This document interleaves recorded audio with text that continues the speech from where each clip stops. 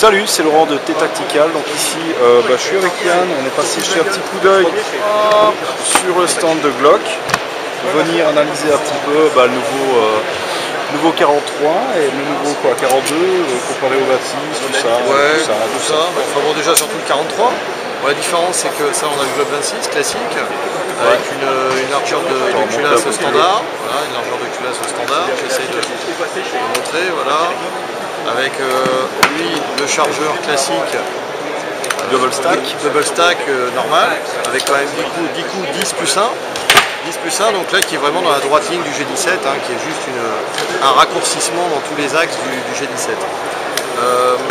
Dans un souci, surtout je pense vis-à-vis du marché américain, de vouloir faire une arme beaucoup plus portable, beaucoup plus compacte, légère, ce qu'ils ont fait, c'est qu'ils ont sorti avec la 43 une largeur de carcasse qui a été réduite, parce qu'en fait, voilà, du double stack, on est passé au single stack. Donc là on descend la capacité à 6 plus 1. C'est quand même bon, là il y a quand même une perte de 3 à 4 coups minimum, donc c'est un petit peu le souci. Mais par contre on gagne énormément en épaisseur. Là je vais essayer de voir si la caméra. Voilà, essayer de voir ça proprement. Montre-les un peu si tu sais. Ouais, tac. Voilà, la différence de taille, là je pense qu'on la voit bien. La différence d'épaisseur surtout. Ouais. Beaucoup plus épais, à peu près la même longueur. Mais par contre une poignée effectivement pareille. Pour les dames. Ici, voilà, pour les dames, je vais essayer de le mettre hop là, voilà. Avec un fond blanc, on voit que la poignée est beaucoup plus fine. Donc meilleure prise en main pour les petites mains, meilleure prise en main pour les dames. C'est quelque chose de beaucoup plus discret, toujours pour les dames, ça se met beaucoup plus facilement dans un sac à main. Voilà. Et on garde quand même du 9 para, donc un calibre standard, donc avec une bonne munition à tête creuse, on peut faire un bon travail. Même si le canon est un peu court, là on voit c'est pas un gros canon, mais ça le fait. Voilà. Pour le reste, ça garde toutes les spécifications de la Gen 4 actuelle, avec la poignée qui a été granitée ici, le bouton de chargeur qui a été modifié par rapport aux premières versions du Glock. On est sur du chargeur, la possibilité d'avoir chez Glock le bouton à gauche, à droite, ce qui est quand même une innovation depuis les Gen 4. Ça donne un produit qui est sympa, qui est petit, compact et qui se rapproche, qui avait été le but du Glock 26, c'est-à-dire de se rapprocher du Walther PPK qui est resté pendant très longtemps l'archétype du pistolet à port discret. Voilà. Donc ça pour le 43. Petite review rapide.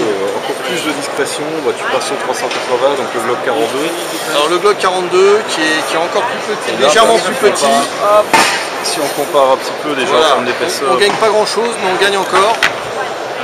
Ouais. On gagne encore en épaisseur. Ça c'est le 42, 380, ça c'est le 43.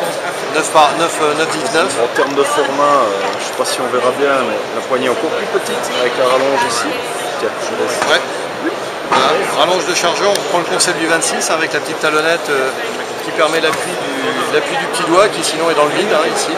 Je ne sais pas si on peut voir, je pense qu'on de voit mettre bien, voilà, mieux, ici, voilà, là avec la petite talonnette qu'on voit là, bon voilà, ok, le petit doigt il a sur les grosses pattes comme les miennes, voilà, il a son appui. Donc ça a aussi une autre version. Bon par contre on est en 380, qui est un calibre qui n'est pas très usité chez nous. Je pense que la version 9 par 19 elle est plus standard, et à partir de là on a quand même plus de facilité à trouver des bonnes munitions bien efficaces. C'est ça le gros avantage.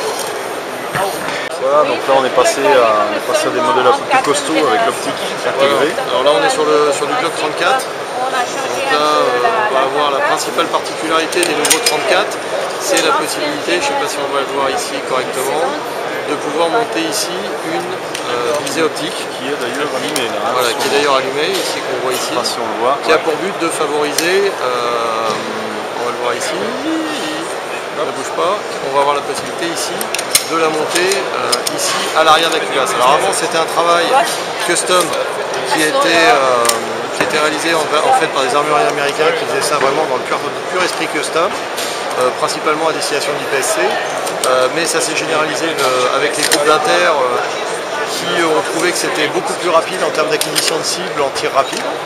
Donc Glock n'a pas été idiot sur ce coup-là, ils ont été réactifs et à partir de là, ils ont directement réalisé maintenant l'usinage directement d'usine. Donc c'est ce qu'on voit sur celui-ci. C'est-à-dire qu'on voit, on va essayer de voir la caméra j'espère. Voilà, on voit une espèce de plaquette ici. Voilà, j'espère que c'est bon là. Attends, hop, à mon avis si tu le tournes un peu comme voilà. ça. Voilà. Donc on voit la plaquette ici en fait qui est démontable et qui va permettre de pouvoir retirer cette plaquette. Derrière ça, il y a un pas de vis et le pas de vis, voilà, et le pas de vis va permettre de pouvoir monter ici le viseur optique directement sur l'arrière de la boîte de culasse tout en laissant les organes de visée. Puisque sur les derniers modèles, sur certains modèles de montage de ces optiques-là, en fait, tout ce qui était les éléments de visée arrière sautait au profit d'un système qui permettait de monter le viseur.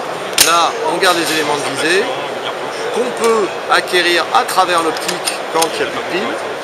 Et on a quand même la visée optique qui est ultra rapide et qui permet d'avoir une vitesse d'acquisition de cible qui est quand même grandement augmentée.